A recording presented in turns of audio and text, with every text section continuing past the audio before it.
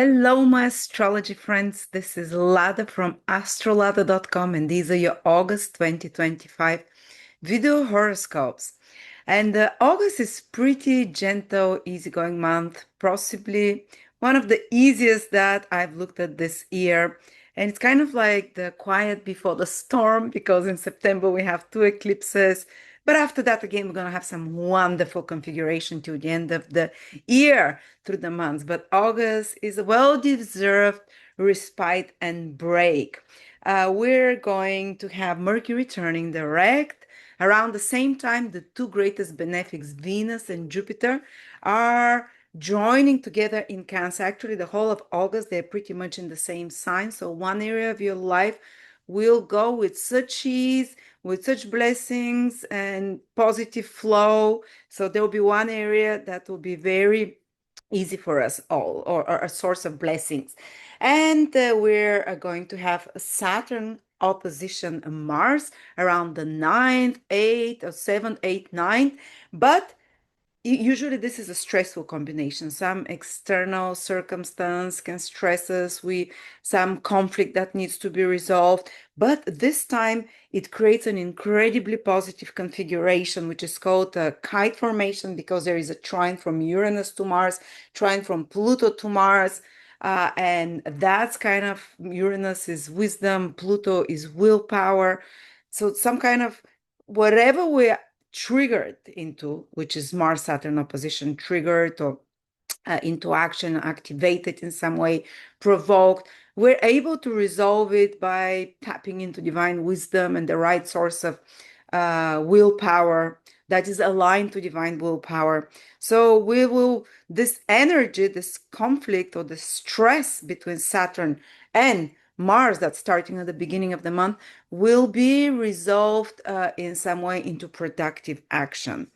And of course, we're going to have full moons, new moons, but nothing dramatic, nothing over the top. There is a full moon on the 9th of August, which is in Aquarius.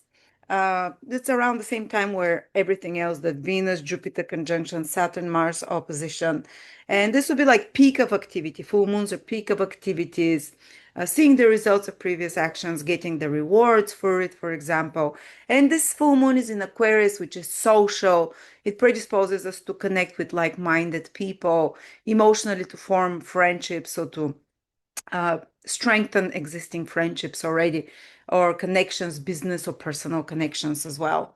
And on the 23rd, there is a new moon when the sun and the moon are together at the 0 degrees in Virgo, which kind of gets us prepared to get into work mode, to get into more serious down to earth, because till now was everything was in Leo, so it's more like enjoy yourself, holidays and so on. But this new moon from the 23rd of August in the 0 degree of Virgos kind of gets us down to earth, focused. Um, let's get down to practical things, solve them, and it's conjunct the star Regulus.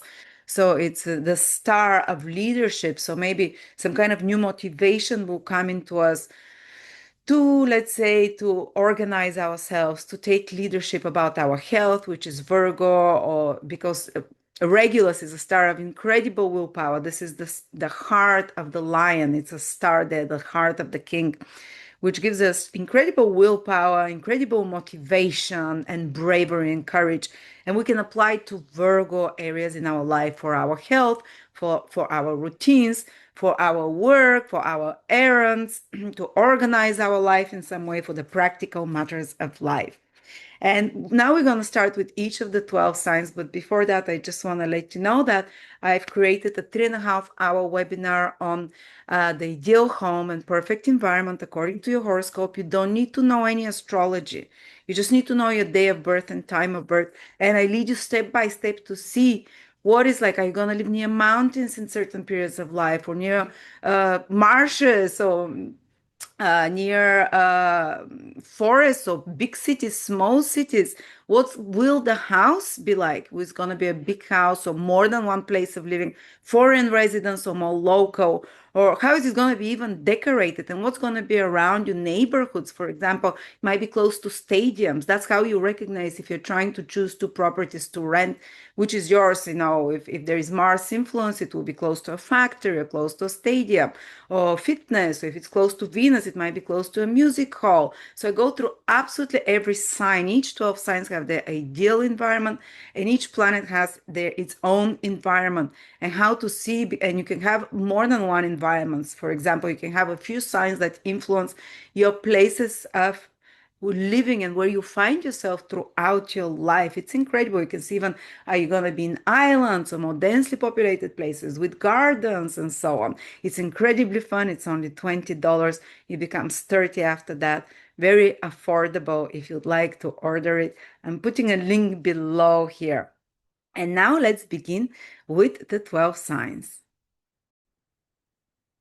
Sagittarius, Sun, Moon, or Rising, August 2025.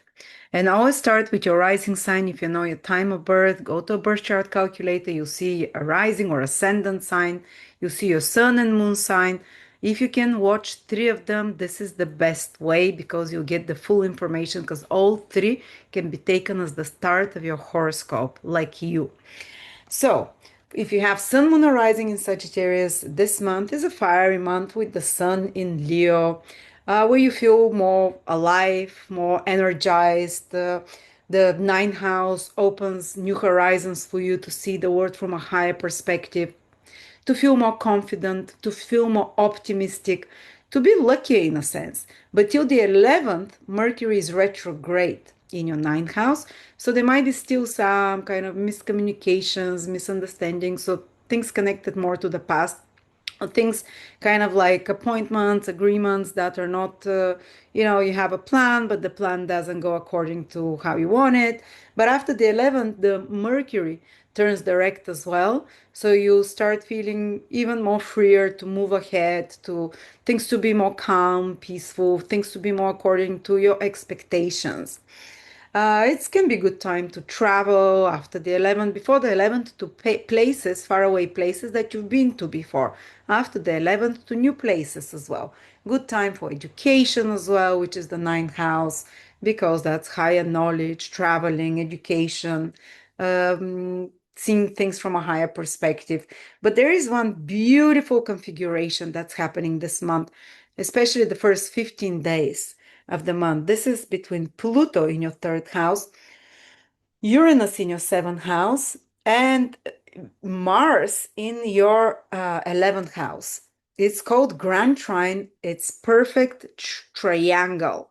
Perfect triangle with equal sides, and it carries the energy of divine grace, of things happening with ease, of something falling into your lap, or if some resolution of a problem, of some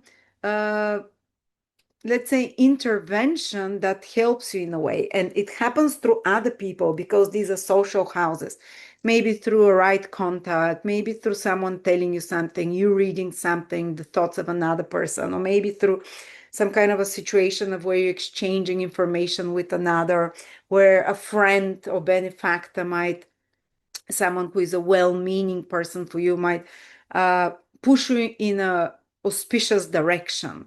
So build bridges, make contacts. If people reach out to them, be open for that, for friendships, for contacts, whether business, whether personal, or even romantic, because this beautiful configuration that is happening between Trine, Pluto, and Uranus and Mars, especially for the early degree Sagittarius, those born at 0, 1, 2, 3, 4 degrees of Sagittarius, they would feel it very strongly, but all other Sagittarius.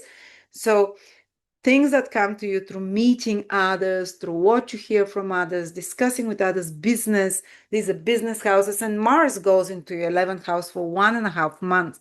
11th house is a business house of networking, making contacts with others, of being active in social groups, or it might be online, or it might be in some like-minded groups that you become proactive there for certain cause. Or 11th house can be your long-term goals and dreams. Mars there can push in because of its good aspects with Pluto and Uranus towards somehow joining the right group or getting an idea or acting on an idea that will contribute to society or that will contribute to your improved social economic status down the road in some way. And but of course, around the 7th, 8th, 9th, and 10th, Mars is making an opposition to Saturn. So there can be some internal struggle between what you have to do for society and what your personal principles or personal preferences. Or Saturn in the fifth house can be some conflict that appears uh, in regards to, like, you want to do something, but you feel you're being stalled because of some circumstances. But because Pluto and Uranus are making, or you're frustrated in some way in certain aspect of what you want to do, but because of the beautiful trine from Uranus and Pluto to Mars, you're able to solve this situation, you're able to turn it around for the better, and you're able to benefit from it because Mars is in the 11th house of gains, of rewards. So you turn lemons into lemonade. And even if you feel stressful when Mars is making the opposition to Saturn, divine wisdom and divine willpower, maybe through the help of another person or group of people, can help you resolve this conflict, can help you turn it around or solve it, or be very constructive with whatever actions you're taking. Your planet Jupiter. So yes, this social houses here are making a wonderful configuration, and Saturn triggers them. So it puts your attention on that. So you take action to to to not just allow this energy, but to use this energy in some productive way, let's say. Um, but yeah, if you're in a difficult situation, my advice this month will be turn to others for advice, talk to them in some way, or ask for help from another. Um, Read something, communicate with something to hear other people's points of view and opinions as well. And then there is a great combination. Jupiter, which is the planet that rules you, is visible from August already, so it's becoming more and more potent. So you're gonna start feeling also that you're more potent, that you have more power to manifest. And it's going to meet Venus in your eighth house. Pretty much the whole month it will be together with Venus in your eighth house, the great benefic and the small benefic there. And in Western astrology, we consider that something very positive, again, like divine grace, can come to you through this eighth house, maybe connected to resources that come to you from others' eighth house, maybe the salary of your partner, or maybe some support from the government financially, or maybe you've done some investments in stock market where there's pooled resources, eighth houses, pooled resources that pays off well now. Or that you do some good investment in stock market, for example.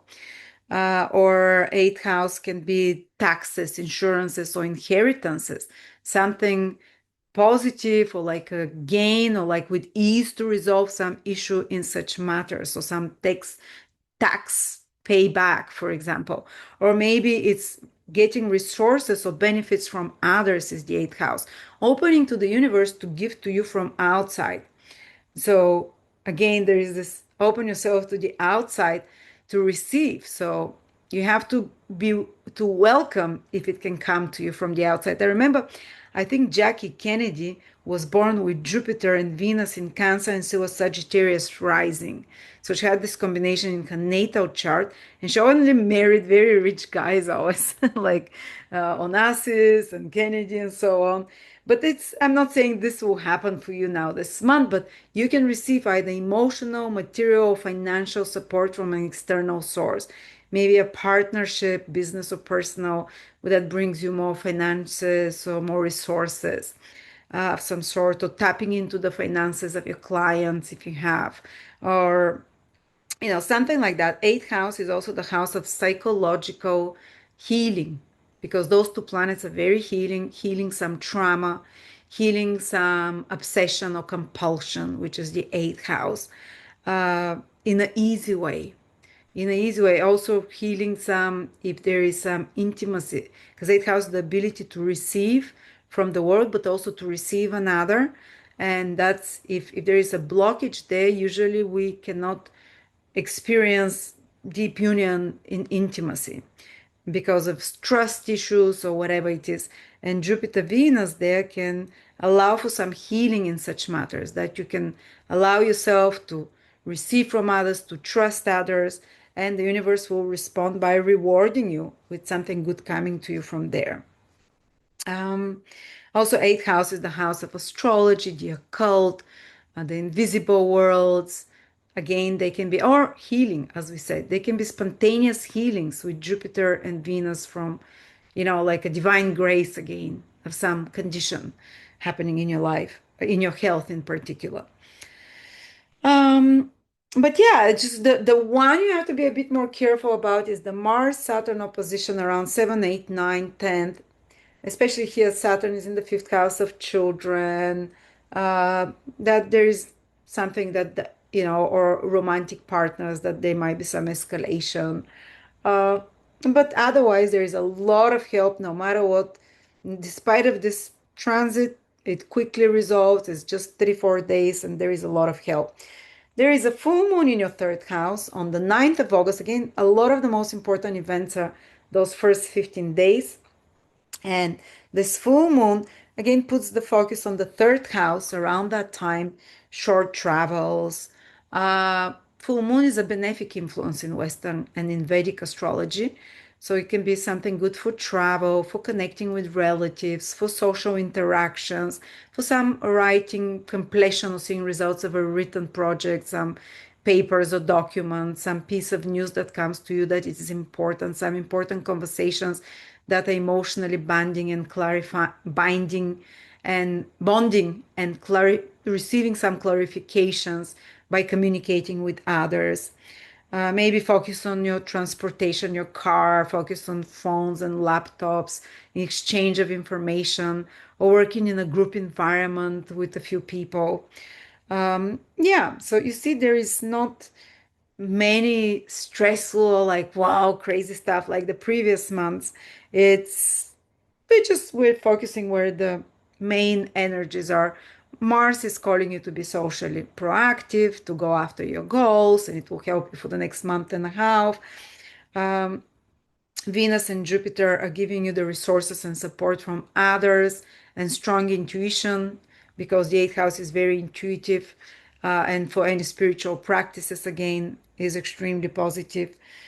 So, yeah, and at the end of the month, towards the 21st, there is a new moon, which is new beginning, in your 10th house, Sagittarius, at 0 degrees Virgo, where is the star, the one of the most powerful star, if not the most powerful star. This eclipse, this full moon is exactly there on the star called the heart of the lion, even though it's in the sign of Virgo, Regulus. It's a star of incredible courage, insight, leadership, and it's happening in your 10th house of leadership, of career. Maybe you'll get an inspiration in regards to your career the last 10 days of August and into September. A new chapter or a new inspiration there with your career, or a new infusing of power and courage for some vision about the worldly actions you can take, how you can contribute to the world, and to your responsibilities. So, or maybe some new authority figure or appearing in your life of strength, of strong power. All right, so yeah, you see a lot of the planets are basically above the horizon for you the month. So it's a busy month. It's a month where where you're in the public eye, where you can achieve a lot, because these are above the horizon is very proactive external achievements that we can have. So there we go. And yeah, thank you so much. If you're interested in checking out my webinar about places of living, what environments you're going to live in, that can be very fascinating for you with this ninth house of learning, higher knowledge, the right place of abode for you, whether you'll be best near mountains, whether you find yourself near seaside, whether you own more properties or rentals, whether you live abroad or no, or whether you live in places close to prison or a place close to uh, the ocean or a place close to a stadium. You can see all of those, or how your home will look. Is it going to be a high rise, or is it going to be a house in the suburbs or in the center? And you have two or three different abodes, places of living and environments that are indicated in your horoscope. You don't need to know any astrology. It's a great and very fun webinar of 3.5 hours, and it's only $20.